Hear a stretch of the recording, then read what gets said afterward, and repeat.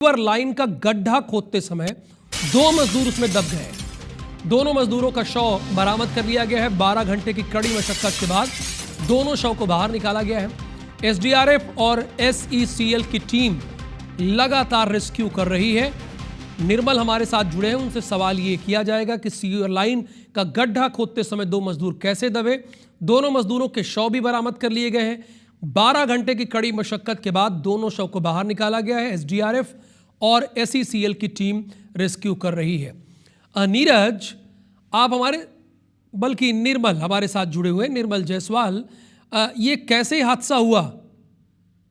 जी राहुल, मैं बता दूं, ये दोपहर 12 बजे की घटना है, जहां सीवर लाइन का काम करते समय गड्ढे में दो मजदूर घुसे थे। उनका पहला दिन था उस काम का, तो वो गड्ढा खोद रहे थे। इसी दौरान करीब गड्ढे के 13 फीट नीचे थे और साइड की मिट्टी जो है वो धसक की ये दोनों विपरीत दिशा में भागे, जिसमें एक मजदूर पहले ही दब गया था। दूसरा जो था दादू उर्फ शिवपाल, वो गले तक दब गया था, जिसको स्थानीय लोगों ने उसको निकाला और कमर तक उसकी मिट्टी हटाई। उसके बाद उसको खींचने का प्रयास किए, लेकिन वो नहीं खींच पा रहा था क्योंकि मिट्टी वहां की टाइट थी। और वहीं जो ठेका कंपनी के जो लोग थे इस हादसे को देखते ही भाग गए। वहां पे बताया जा रहा है प्रत्यक्षदर्शियों के अनुसार कि यदि जेसीबी मशीन होती तो उसको बचा लिया जाता, लेकिन ऐसा नहीं हो पाया और इसमें दो मजदूरों की मौत हो गई। इसमें कहीं ना कहीं ठेकेदार की बड़ी लापरवाही है, क्योंकि ये टेंडर जो हुआ था 2021 में हुआ था और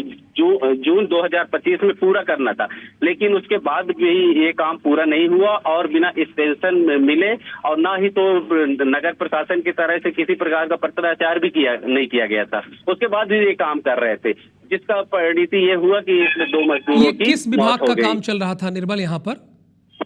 जी मैं बता दूं, अहमदाबाद का एक ठेका कंपनी है, तो उसी का है ये, उसी का काम चल रहा था जिसमें ये घटना हुई है। जी बिल्कुल, यानी अगर यहाँ जेसीबी मशीन होती, जैसा कि हमारे संवाददाता भी ये बात बता रहे हैं, तो इस हादसे को टाला जा सकता था।